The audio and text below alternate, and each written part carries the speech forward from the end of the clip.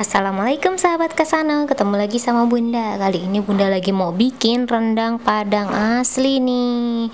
Dan ini itu kamu harus lihat step by stepnya secara bertahap beneran ya. Karena nanti kalau misalkan nggak berurutan tahapannya, kemungkinan rasanya tidak sama dan kemungkinan juga akan gagal. Jadi lihat videonya. Yang pertama kita lakukan adalah kita tuh mau bikin kelapa sangrai dulu. Jadi Bunda tuh beli satu kelapa yang udah disangrai, yang udah diparut ya. Jadi ini Bunda nggak marut sendiri, jadi Bunda beli aja satu butir kelapa yang udah diparut. Jadi ini mau disangrai aja, sangrainya sampai kecoklatan.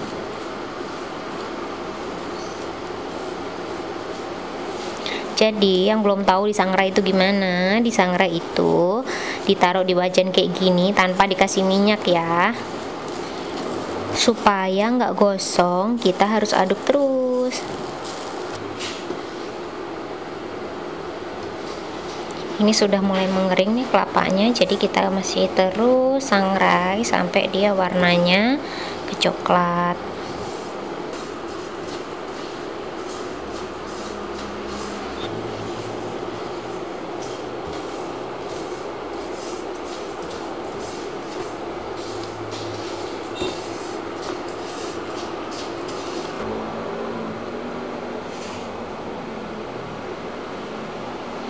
Ini kelapa yang disangrai aku pakainya separuh doang ya. Tadi satu kelapa yang aku sangrai, ini aku pakainya sekitar setengah kelapa aja, karena nanti memang nggak dipakai semua ya.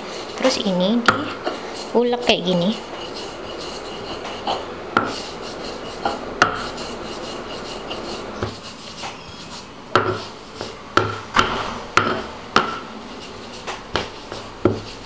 Ini tips untuk memudahkannya, bisa dikasih minyak sedikit.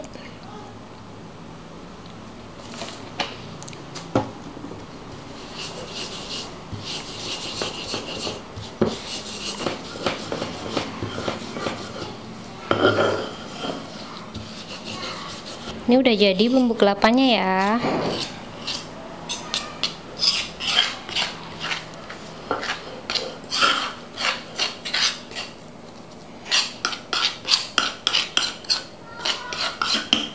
Tuh jadinya segini, sekitar 3 sendok. Ini bumbu untuk disangrai dulu ya.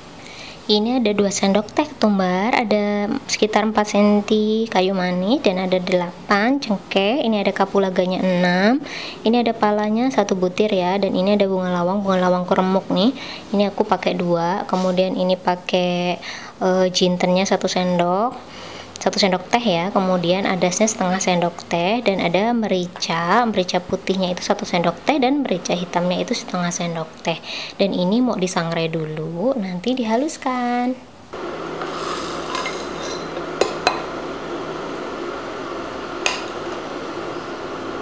Dan untuk ininya diparut dulu pakai parutan keju ya. Jadi ini sangrainya pakai api kecil aja.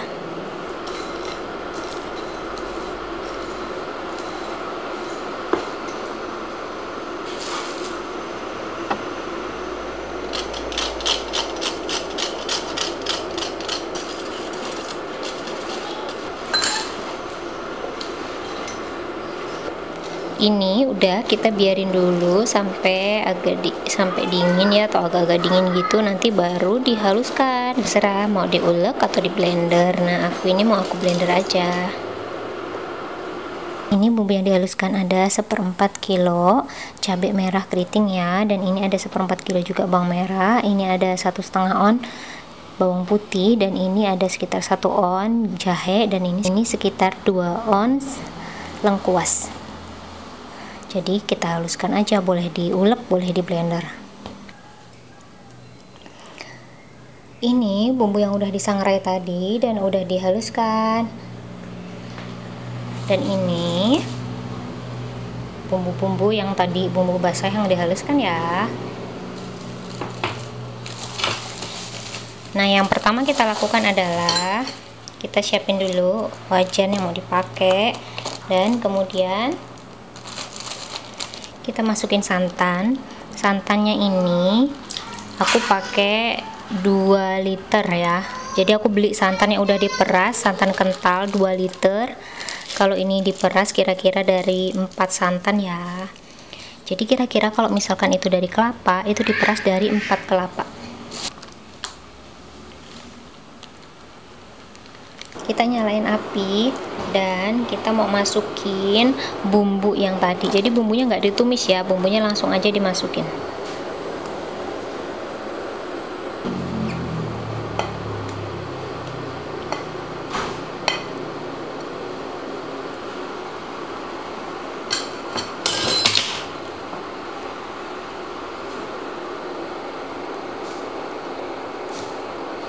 Nah, ini sampai airnya mendidih harus diaduk ya, supaya santannya ini nggak pecah.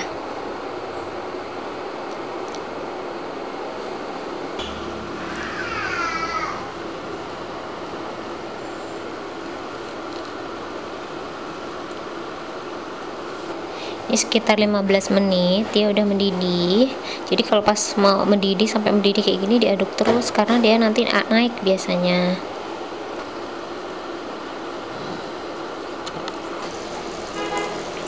Ini ada daun jeruk 5 kecil-kecil ya. Kalau misalkan segede-gede gini kamu bisa pakai 3 aja. Ini karena kecil-kecil aku pakai 5. Terus ini ada daun salamnya 2. Ini ada serai, karena serainya juga nggak gede-gede, jadi aku pakainya 4 ya. Ini biasanya sih pakainya 2 aja cukup kalau yang gede ya. Dan ini daun kunyit.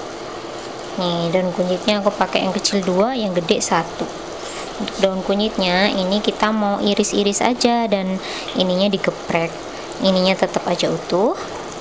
Untuk daun kunyit kita mau irisin aja.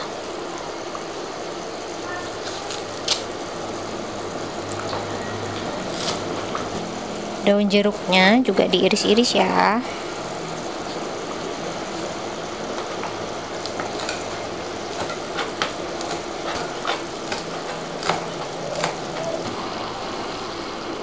Ini udah 1 jam dimasak nih, airnya udah menyusut. Jadi aku mau masukin yang tadi, serai, salam, daun kunyit, dan daun jeruk ya. Ini mau aku ikut masakin aja. Kita masak lagi.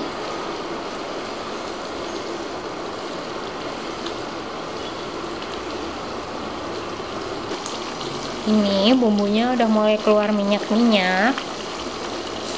Kita tungguin aja sampai minyaknya itu jadi banyak ya.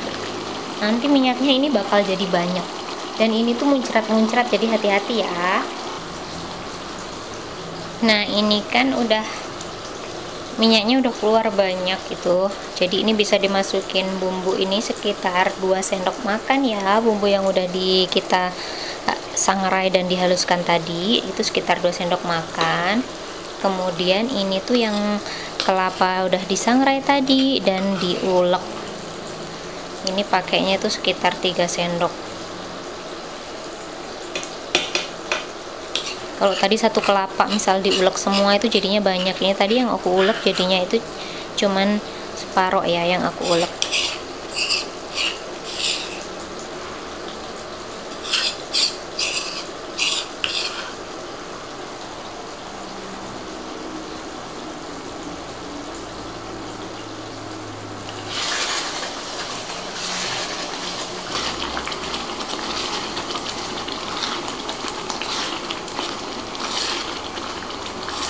Kayak gini, ini udah 2 jam ya.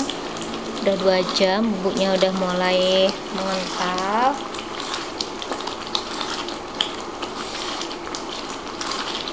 Kita masak lagi sampai minyaknya keluar lebih banyak, baru nanti dimasukin dagingnya ya.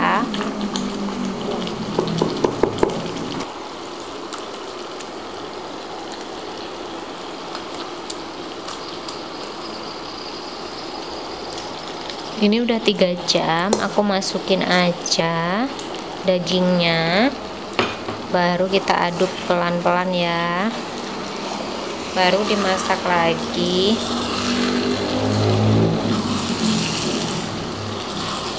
Dimasak sampai dia mateng.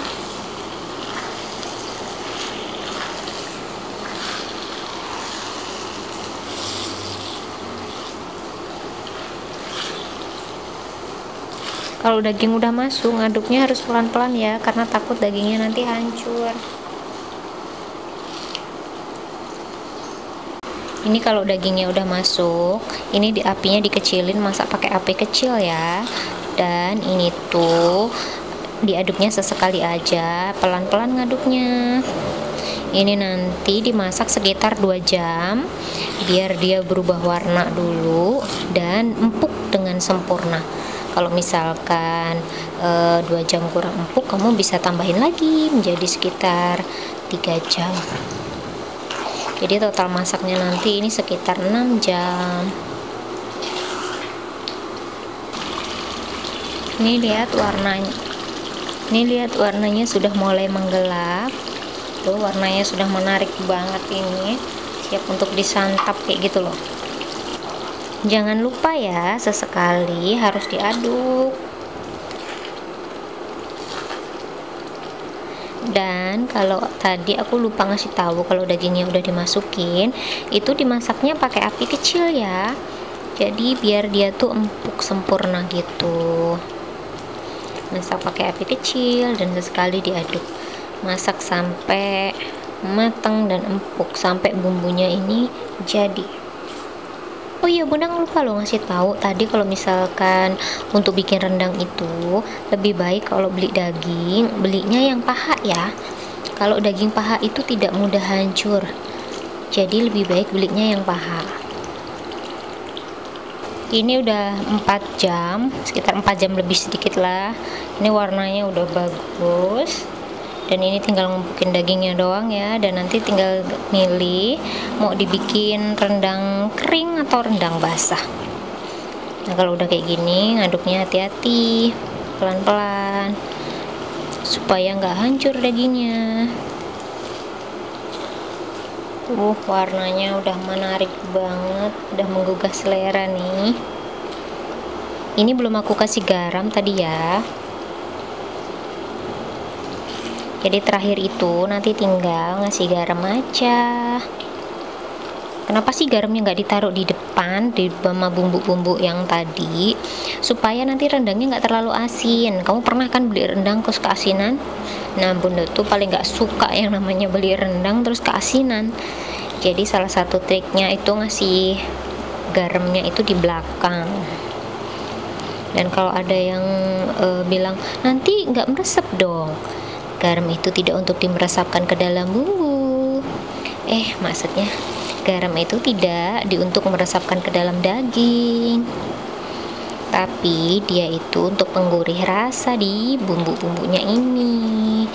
Jadi mau dimasukin di awal atau di akhir sebenarnya sama aja untuk rasa mah ya. Cuman kalau di awal itu ada resiko keasinan.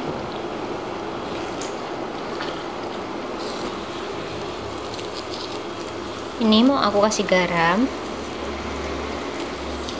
Aku kasih garam sekitar 1 sendok teh ya. Tapi kalau misalkan nanti aku cicipin dulu, misalkan kurang, nanti aku tambahin kayak gitu aja. Ini udah 4 jam setengah. Warna rendangnya udah mulai lebih gelap lagi ya dibandingkan yang tadi. Tetap diaduk sesekali. Jadi kalau udah kayak gini tuh sebenarnya bisa ditinggalin, cuman harus ingat tetap diaduk sesekali ya, karena sebenarnya ini masaknya apinya kecil banget, jadi lebih aman untuk ditinggal. Tapi jangan lama-lama ya. Ya aduk sekitar 10 menit sekali kayak gitu, nggak apa-apa. Nih rendangnya. Kalau masak rendang itu akhirnya ini terserah ya, mau udah sampai kering, mau masih agak basah kayak gini, atau masih kayak kalio gitu juga boleh. Nah ini proses masaknya ini udah 5 jam dan ini tuh udah empuk. Ini mau aku ambil sebagian, nanti sebagian aku mau bikin rendang kering. Jadi yang ini aku mau ambil dulu karena anak-anakku request yang segini matangnya. Tadi mereka udah makan duluan dan mau nambah lagi katanya. Jadi ini rendang belum matang aja udah diculik. Nanti sisanya mau aku bikin rendang yang kering. Aku bikin rendang yang kering, jadi kita tunggu lagi, masak lagi, mungkin sekitar 1 jam lagi. Nah ini pas proses ngeringin, aku ambilin aja ini serainya.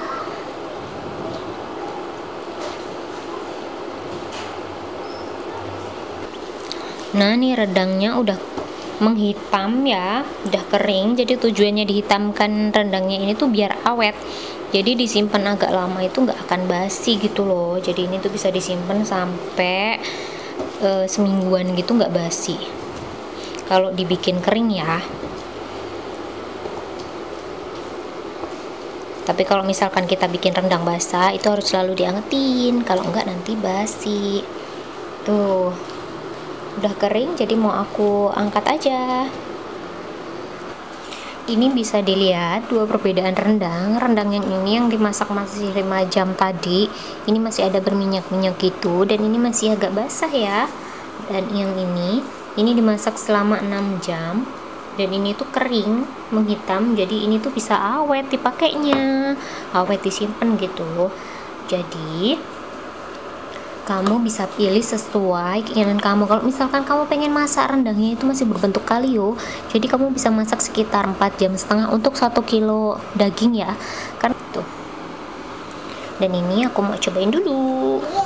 Ini mau cobain rendang. Ini rendang yang kering tuh, bumbu-bumbunya tuh. Dan ini rendang yang masih basah tuh, lihat perbedaan warnanya.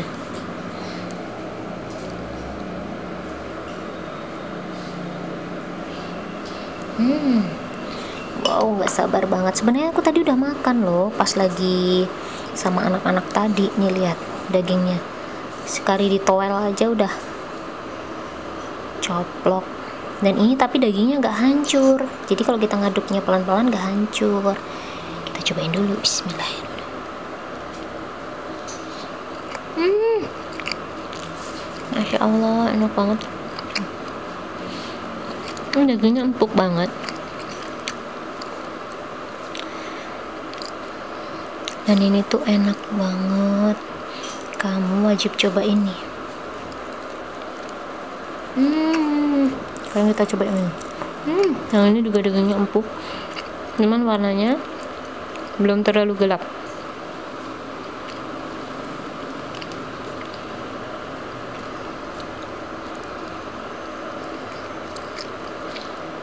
Untuk rasa, walaupun resepnya sama ya, tapi rasanya agak sedikit berbeda antara yang ini dengan yang ini.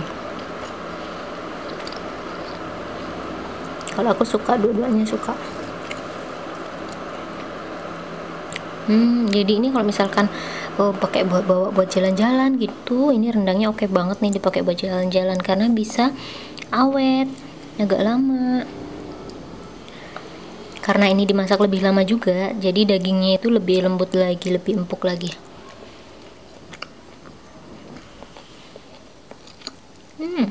Selamat mencoba resepnya. Terima kasih udah nonton. Jangan lupa buat kamu yang belum subscribe dulu ya. Jangan lupa juga kalau suka videonya di like ya videonya dan dibantu share. Kamu bisa share di Facebook nih biar gampang nih kalau kamu mau masak dan nyari resepnya, tinggal lihat aja di Facebook tuh, di share ya, bukan di upload ulang. Terima kasih. Assalamualaikum.